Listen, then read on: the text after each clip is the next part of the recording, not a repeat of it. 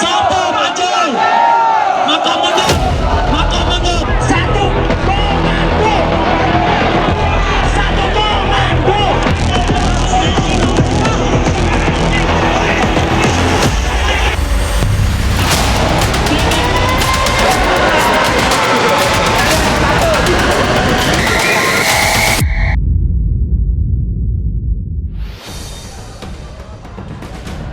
Ratusan mahasiswa dan koalisi masyarakat sipil menggelar aksi demonstrasi bertajuk Indonesia Gelap di Patung Kuda, Jakarta Pusat pada Senin, 17 Februari 2025.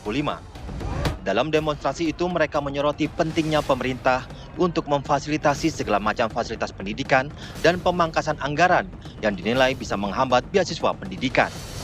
Merespon hal ini, Menteri Sekretaris Negara Prasetyo Hadi mempersilahkan mahasiswa untuk memberikan kritik terhadap kebijakan pemerintah. Namun Prasetyo meminta narasi yang digaungkan dalam aksi demonstrasi tidak dibelokkan dari apa yang sebenarnya tengah diperjuangkan oleh pemerintah bagi masyarakat. Tidak betul itu, tidak ada yang berdampak terhadap pendidikan, terutama untuk adik-adik mahasiswa kan. Masalah KIP, kemudian IPI, beasiswa itu tetap semua jalan, LPDP tetap semua jalan. Jadi menyampaikan pendapat nggak ada masalah. Kami pemerintah akan terus menerima masukan karena bagi kami masukan-masukan itu adalah koreksi juga kepada kami. Saya kira begitu. Tapi apakah ini berarti memang efisiensi anggaran itu tidak akan dicabut untuk tetap dijalankan meski ada demonstrasi? Kan berkali-kali sudah kita jelaskan bahwa semangat efisiensinya ini adalah untuk hal-hal yang sekiranya kurang produktif gitu loh. Tolong sekali lagi ya jangan membelokkan apa yang sebenarnya tidak seperti itu.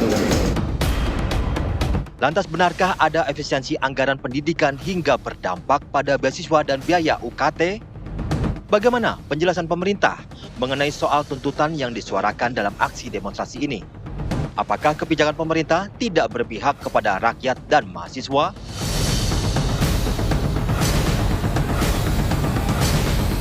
Baik, Istana ini menjawab tuntutan dari ratusan mahasiswa dan koalisi masyarakat sipil yang Senin kemarin pemirsa menggelar aksi demonstrasi di mana mereka ini menyoroti mengenai pemerintah yang harusnya bisa memfasilitasi segala fasilitas pendidikan dan mereka khawatir adanya efisiensi anggaran ini bisa berdampak pada pengadaan fasilitas pendidikan tersebut baik beasiswa maupun juga biaya UKT. Betulkah demikian? Kita akan membahasnya malam hari ini pemirsa bersama dengan para narasumber yang sudah hadir di Apa Kabar Indonesia malam hari ini. Ada Mas Hariko Wibowo Satria, juru bicara dari PCO. Mas Hariko, terima kasih sudah hadir kembali di Apa Kabar Indonesia malam. Sehat ya Mas?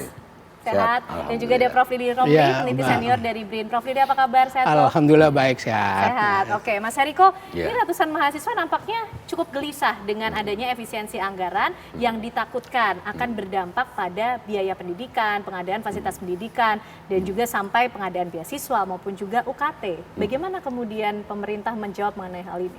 Ya, baik, terima kasih Mbak Ken.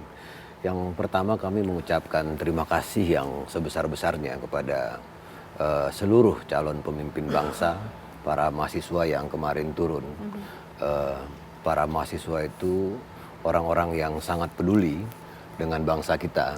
Presiden kita Bapak Prabowo Subianto adalah sosok yang sangat demokratis dan orang yang memberikan kritik dan saran terhadap pemerintahan ini meskipun baru lebih kurang 4 bulan. Jadi orang-orang yang mengkritik, saudara-saudara kita yang mengkritik sesungguhnya adalah orang-orang yang sangat mencintai bangsa ini. Kami sangat menghormati demonstrasi dan kami sekali lagi berterima kasih sudah berjalan dengan damai, tidak terjadi sesuatu yang merugikan pariwisata kita, investasi kita dan lain sebagainya. Namun untuk itu penting juga kami menyampaikan hal-hal yang sebetulnya tidak tepat. Jadi ada hal-hal yang memang perlu kami bacakan ini agar menjadi informasi. Lurus semua ya Mas ya? Begitu Mbak Ken. Jadi terkait dengan efisiensi anggaran atau penghematan uang rakyat, ada beberapa hal yang sudah disampaikan dengan tegas oleh pemerintahan Bapak Prabowo Subianto. Jadi yang pertama, beasiswa tetap berjalan. Kemudian uang kuliah tunggal atau UKT tidak naik. Kemudian Kartu Indonesia Pintar atau KIP tetap berjalan. Tidak ada pemotongan dan pengurangan anggaran. Jadi beasiswa KIP kuliah tahun anggaran 2025 tetap ada. Kemudian yang tidak terkena efisiensi, belanja pegawai, kemudian layanan dasar, bantuan sosial, dan layanan publik tetap berjalan tanpa ada efisiensi. Tunjangan kinerja dosen dalam proses finalisasi. Kemudian pemerintah sedang menyiapkan regulasi agar seluruh dosen mendapatkan tunjangan kinerja secara adil dan merata. Nah, ini juga terkait berita mengenai pemutusan hubungan kerja atau PHK honorer. Jadi kami sampaikan tidak ada pemutusan hubungan kerja atau PHK bagi tenaga honorer. THR, kita mau lebaran ini kan, ini tetap ada. Gaji 13 tetap ada. Kemudian makan bergizi gratis, tidak menggunakan dana pendidikan, tapi pemerintah telah menyiapkan anggarannya sendiri. Nah, kemudian hari ini juga ada disinformasi, kami tegaskan tidak ada pemberhentian program beasiswa untuk pendidikan dokter, dokter spesialis, dan dokter subspesialis. Jadi kami sangat memahami, kadang-kadang begini, ada misalnya informasi yang hoax gitu ya, tidak benar. Ketika informasi ini menyebar, ini sudah dikonsumsi oleh 10.000 orang misalnya, menimbulkan reaksi. Nah, kemudian pelurusan atas informasi ini mungkin menyasar 5.000 orang atau separohnya. Namun kami sekali lagi sangat memahami ketulusan niat baik dari para mahasiswa yang turun aksi kemarin. Sekali lagi mereka sangat peduli dan para mahasiswa itu adalah calon pemimpin bangsa dan proses ini sangat bagus, ada perbaikan, ada kontrol, sehingga sampai hari ini kami tegaskan sekali lagi tidak ada efisiensi ini yang merugikan pelayanan publik, merugikan masyarakat. Nah, karena yang sama-sama kita lihat itu kan penegasannya sebetulnya pada hal-hal yang memang selama ini tidak bermanfaat.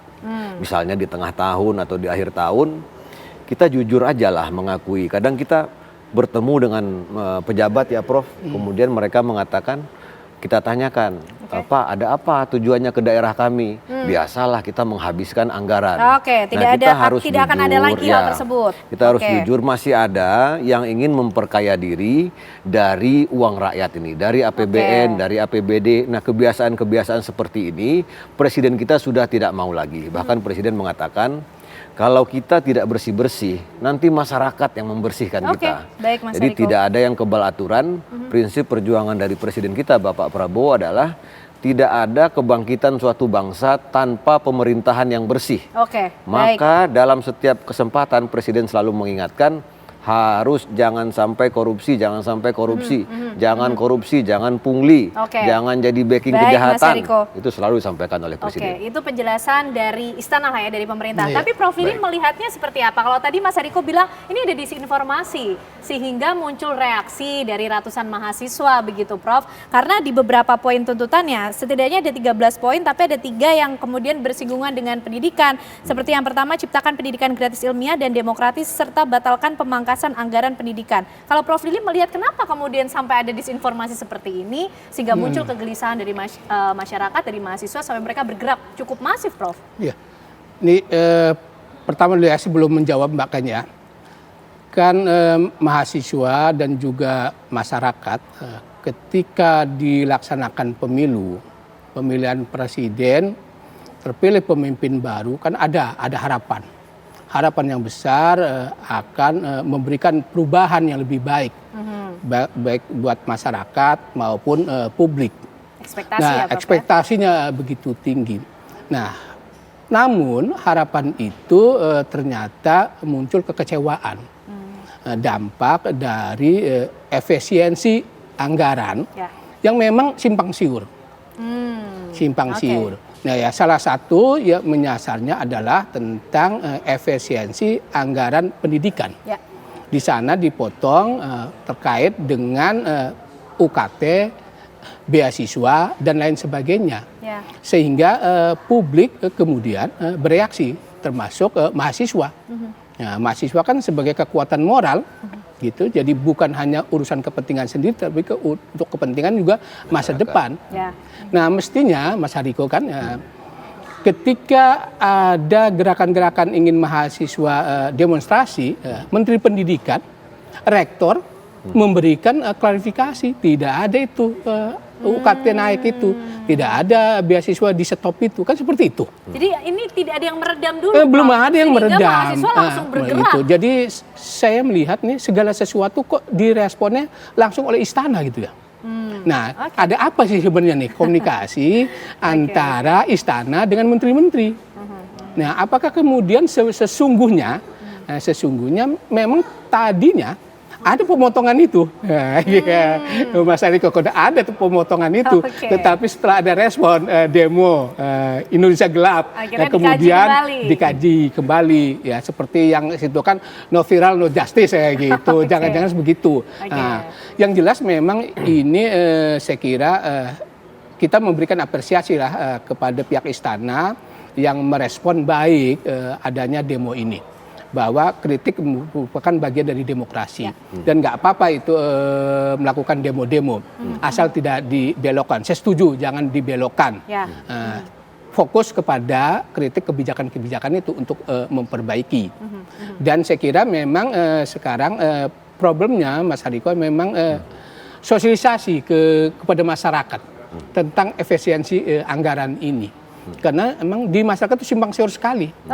Ya gitu, apalagi memang masyarakat kan termakan oleh hoax itu, gitu. Nah, kalau seperti ini penjelasannya, saya kira mahasiswa akan bisa menerima. Oh ternyata UKT tidak akan naik, ternyata beasiswa akan berjalan. Nah, gitu. Nah kita tunggu apakah betul, karena memang UKT itu setiap tahun naik gitu.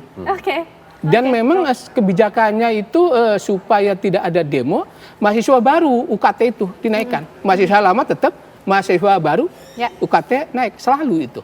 Nah mungkin ini saya kira memang perlu diredam agar penerimaan mahasiswa baru ini UKT tidak naik. Gitu. Baik, menarik nih, kita masih ingin tahu karena betul tidak sih Mas bisa dijamin bahwa memang pendidikan ini tidak terkena efisiensi supaya tenang semuanya ya Prof ya. Kita akan membahasnya lebih lanjut pemirsa untuk Anda di Apa Kabar Indonesia Malam, usai jeda kami kembali.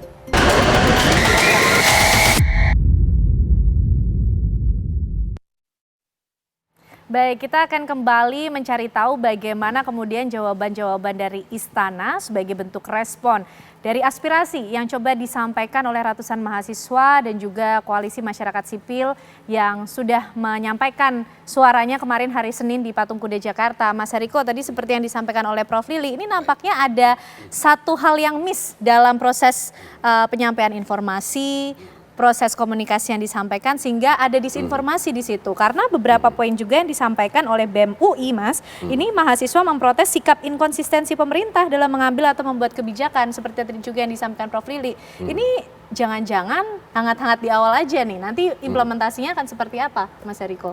Ya, pemerintah sangat konsisten. Presiden kita Bapak Prabowo Subianto sudah sejak 16 tahun yang lalu bicara tentang penghematan anggaran. Jadi itu makanya setelah beliau disumpah langsung menyampaikan kita harus berhemat. Dan di 2 bulan pertama kita sudah berhasil hemat 3,6 triliun. Namun sekali lagi kita tidak boleh terlena. Maka kami melihat demonstrasi teman-teman mahasiswa kemarin itu memberikan satu peringatan kepada pemerintahan. Bahwasanya meskipun di survei itu tinggi, tetapi kalau ada kebijakan itu tetap harus berhati-hati karena masyarakat sangat kritis. Jadi kalau kita perhatikan pernyataan dari Presiden kita Bapak Prabowo Subianto, beliau mengatakan mari kita bersih-bersih, jangan sampai masyarakat yang membersihkan kita. Kemudian yang kedua beliau mengatakan ini sudah bukan seperti 20 tahun yang lagi, 20 tahun sebelumnya. Sekarang zamannya digital, masyarakat sudah sangat kritis. Oleh karena itu kami melihat dan kami juga membaca tagar-tagar yang ada di media sosial, kemudian orasi-orasi dari teman-teman mahasiswa. Dan sesungguhnya kami melihat dari berbagai aksi-aksi itu, nampak sekali besarnya cinta dari generasi muda ini terhadap bangsa ini. Jadi intinya para mahasiswa ingin betul-betul bangsa kita ini bebas dari korupsi. Kemudian tidak ingin uang-uang rakyat baik di APBN sebesar lebih kurang 3.600 triliun atau pengelolaan APBD ada 1.300 triliun ini digunakan untuk memperkaya para pejabat. Jadi tidak ada kebencian sesungguhnya yang kita lihat dari orasi-orasi para mahasiswa. Karena kami sangat memahami itu prosesnya panjang sebelum turun ke lapangan. Ada proses pengumpulan isu, ada diskusi, bukan tanpa dasar ya. Menulis rilis, kemudian mereka datang ke lapangan juga tidak dibayar, berorasi, berkeringat, kemudian cari makanan sendiri, iuran, patungan. Kami sangat menghormati proses ini. Intinya Presiden kita Bapak Prabowo Subianto adalah sosok yang sangat demokratis. Ini negara demokrasi. Beliau sendiri pernah mengatakan kalah sekali, maju lagi, dirikan partai politik, ikuti semua jalur-jalur prosedur politik. Kemudian terpilih. Jadi Presiden kita juga pernah di luar pemerintahan, beliau juga memberikan kritik dan saran. Tetapi ketika berada dalam pemerintahan, Presiden kita Pak Prabowo adalah orang yang sangat taat dan patuh kepada pimpinan. Jadi kita sangat memahami segala proses ini. Sekali lagi Pak Prabowo orang yang dari bawah ya, dari orang biasa, kemudian mendirikan partai politik, kalah dan menang. Jadi beliau sangat menghormati hak asasi manusia dan artinya kebebasan gini, Mas, berpendapat. Artinya mengenai rencana yang akan dilakukannya kembali aksi esok hari, karena yang menjadi landasan mereka menilai belum ada respon dari pihak pemerintah, dari pihak istana begitu. Itu tidak betul juga karena sudah ada pembahasan untuk menindaklanjuti apa yang disampaikan oleh para mahasiswa, kritik-kritik yang membangun tersebut, termasuk kalau kita menyoal, Mas, poin berikutnya adalah mahasiswa meminta pemerintah mencairkan tunjangan dosen dan tenaga pendidik tanpa ada pemotongan ataupun hambatan akibat birokrasi. Bagaimana kemudian juga istana merespon ini? Ya, seperti yang kami sampaikan tadi, kami melihat tagar-tagar yang disampaikan oleh mahasiswa, membaca press release yang ditulis oleh mahasiswa. Jadi kita tidak boleh hanya membaca apa yang kita sukai. Jadi kita juga membaca apa yang menjadi protes dari mahasiswa. Dan kami meyakini kalau teman kita, saudara-saudara kita, para mahasiswa juga membuka media sosial, PCORI, kantor komunikasi kepresidenan, membuka media sosial kantor staf presiden, Kementerian Keuangan, kemudian sekretariat kabinet, semuanya sudah sangat jelas di situ. Presiden kita menjelaskan. Namun yang kita sangat khawatirkan adalah kalau kita mengalami satu situasi kita hanya mendengar apa yang disampaikan oleh teman-teman kita di grup WA tertutup. Nah, ini yang sangat berbahaya sekali. Nah, yang kita inginkan adalah kita dengarkan apa yang disampaikan oleh mahasiswa, karena itu sangat bagus sekali. Kemudian para mahasiswa juga mendengarkan penjelasan-penjelasan dari pemerintah sehingga kontrolnya sempurna.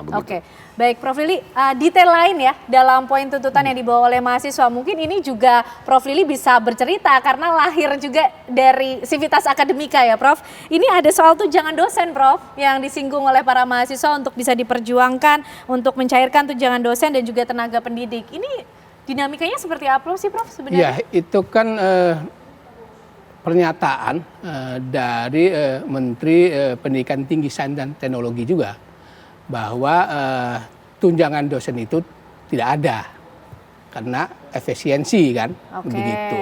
Nah, karena dampak itulah kemudian salah satunya memberikan reaksi, kok nih sampai sekarang tunjangan dosen itu belum keluar dengan alasan tidak ada dananya. Gitu kan. Padahal awalnya tadi dinyatakan pendidikan tidak terkena efisiensi. Betul begitu. Nah, oleh karena itu Mas Ariko memang sekarang yang perlu bicara adalah Pak Menteri itu sendiri gitu loh. Karena yang bertanggung jawab itu kan langsung Pak Menteri gitu. Baik wamennya juga nggak apa-apa gitu, mengatakan bahwa semua tuntutan-tuntutan yang disampaikan oleh mahasiswa itu tidak benar. Dan akan direalisasikan tentang UKT itu tidak akan naik, beasiswa tidak akan berjalan, dan tunjangan dosen itu. Kalau itu saya kira Pak Menteri yang langsung berbicara atau press release juga bisa. Saya kira itu akan mendamaikan teman-teman mahasiswa. Bisa jadi besok tidak akan jadi demo tanggal 20 itu. Tapi yang penting begini sebenarnya di lain isu itu. Ya jangan sampai kan tingkat rating kepuasan itu kan tinggi Pak Prabowo ini. Jangan sampai bulan madu ini berakhir gitu dengan persoalan-persoalan yang sesungguhnya tidak terjadi itu gitu, tidak benar karena terjadinya miskomunikasi tadi gitu loh. Jadi karena kalau itu saja dibiarkan itu akan menggerus tingkat kepercayaan dan itu kan berbahaya bagi kelangsungan pemerintahan. Karena yang kita analogikan Mas Hariko ini kan kalau pada zaman Pak Jokowi itu kan sampai slogan Pak Jokowi adalah kita. Sementara elit nggak menikmati, sehingga elit yang bereaksi di DPR itu. Nah sekarang nampaknya gitu berbalik. Elit yang menikmati partai-partai sementara rakyat ini yang menderita dampak dari efisiensi itu. Padahal kata Mas Hariko itu kan efisiensi bukan disasar itu, bukan disasar bagi kesengsaraan masyarakat, ingin memuliakan masyarakat. Itulah. Nah yang saya sangat sayangkan adalah yaitu menteri-menteri itu tidak meluruskan. Padahal yang disasar kan menteri-menteri itu, gitu. Jadi ketika sebenarnya istana sudah menginformasikan bahwa itu tidak benar, langsung ditindaklanjuti oleh menteri melakukan press release, gitu loh. Nah itu. Terus yang kedua juga kan wajar juga mahasiswa melakukan demonstrasi dan publik kecewa. Kenapa pernyataan-pernyataan itu tidak langsung kemudian dipercaya? Karena kekecewaan pada masa lalu, pemerintahan yang lalu. Kan bicara A, implementasinya berbeda. Nah, jangan-jangan karena ini berkelanjutan, seperti itu juga. Karena visinya berkelanjutan, berkelanjutan. Ya, Prof? Ini cuma meninabobokan, menenangkan aja. Sementara pemotongan so must go on. Nah, itu takutnya begitu Mas Hariko. Oleh karena itu saya usul memang menteri yang bertanggung jawab itu melakukan klarifikasi sehingga para mahasiswa tenang, para dosen juga tenang, bahkan mungkin gembira karena sebentar lagi menjelang puasa dapat tunjangan dosen, dapat THR. Jadi di lapangan emang harap-harap cemas betul sekarang ya Prof ya? Iya betul. Itu. Mas Hariko gimana nih meyakinkan masyarakat, mahasiswa khususnya yang besok masih ada rencana untuk melakukan aksi, tapi kata Prof Lili masih ada waktu kok sebenarnya untuk meredam itu. Karena jangan sampai yang disampaikan oleh istana, begitu oleh pemerintah hanya untuk menenangkan sesaat saja, tapi implementasinya nanti berbeda. Seperti apa Mas Hariko? Presiden kita, Bapak Prabowo Subianto itu betul-betul mendengar apa yang disampaikan oleh teman-teman kita yang terhormat para mahasiswa, masyarakat yang aksi. Itu sudah dibuktikan ketika masyarakat, mahasiswa memprotes agar PPN ini tidak naik. Itu pada 31 Januari 2024 itu Presiden langsung datang ke Kementerian Keuangan. Kemudian Ibu Sri Mulyani mengatakan inilah pertama kali dalam sejarah seorang presiden mengecek langsung laporan keuangan di akhir tahun. Kemudian Presiden intinya tidak ingin membebani masyarakat, kemudian Presiden Prabowo mengumumkan bahwasannya kenaikan PPN ini hanya untuk barang dan jasa yang mewah. Padahal kalau PPN itu dinaikkan, potensi pemerintah mendapatkan uang sebesar 75 triliun. Tetapi itu tidak dinaikkan karena khawatir masyarakat ini terbebani. Dan kalau mau jujur Mbak Ken ngerasain gak sih kenaikan PPN ini? Kan enggak, itu kan betul-betul untuk barang dan jasa yang mewah. Sama kayak harga gabah itu. Jadi ketika Presiden mengatakan siapa yang mempersulit petani, mencekik petani, saya bisa jadi yang mencekik dia. Dan hari ini harga gabah kering sudah 6.500. Jadi Presiden tidak main-main terkait dengan agar masyarakat ini tidak terbebani. Itu prinsip utama dari Presiden kita Bapak Prabowo Subianto. Tetapi kritik dan saran kalau ingin disampaikan oleh teman-teman mahasiswa tentunya kami tidak ada masalah. Yang penting sekali lagi kita ini negara yang sangat demokratis. Namun juga kita harus berhati-hati kalau ada upaya adu domba, kemudian kerusuhan yang kita tidak inginkan. sekali lagi kita ini upaya membelokkan yang akan justru kita menimbulkan harus berhati-hati. keributan semakin besar Kami lagi. menyampaikan imbauan kepada teman-teman yang di lapangan, sekali lagi agar berhati-hati. Terus kritik kami sampaikan masukan dan perbaikan untuk pemerintah. Oke, baik. Jadi pemerintah Presiden Prabowo Subianto terbuka untuk kritik yang terus membangun. Sangat terbuka. Sangat Belum terbuka. pernah intinya Presiden itu bahkan di masa beliau jadi Menhan juga tidak ada Oke, baik, yang termasuk dilaporkan ke polisi. Oke, termasuk mengkritik kita sudah Presiden. mendengar Prof respon langsung dari Istana menjamin bahwa biaya pendidikan tidak terkena efisiensi ya, Mas Kan Eriko ya? itu ada aturannya, Ada 20%. Oke. Ya. Oke. Dan program-program dari pemerintahan kita sesungguhnya sangat fokus dalam bidang pendidikan. Oke. Ya.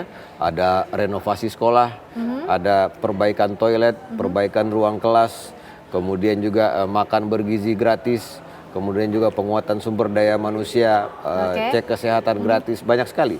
Jadi banyak sebetulnya tagar-tagar yang sangat terang, sangat menyala, sangat membuat kita optimis gitu loh. Namun kami juga tidak menghalang-halangi ketika ada teman-teman ingin membuat tagar Indonesia gelap, itu bagian dari aspirasi yang juga harus kita dengar. Terima kasih intinya kepada seluruh calon penerus kejayaan bangsa Indonesia yang sudah turun ke jalan para mahasiswa. Kita nantikan komitmen dan konsistensi dari pemerintah di bawah kepemimpinan Presiden Prabowo Subianto menyikapi mengenai isu pendidikan yang menjadi concern ratusan mahasiswa, beasiswa, UKT, tunjangan dosen. Ya Prof Lili, kita nantikan bagaimana kemudian pembuktian yang akan diberikan. Terima kasih Mas Eriko, terima kasih Prof Lili malam hari ini sudah berdiskusi bersama kami di Apa Kabar Indonesia Malam. Pemirsa, tentunya kami masih akan hadir untuk Anda dengan informasi dari proses pembongkaran pagar laut yang membentang ini di Bekasi, di perairan Tarumajaya, Kabupaten Bekasi, Jawa Barat yang terus dikerjakan. Sesaat lagi kami hadirkan untuk Anda.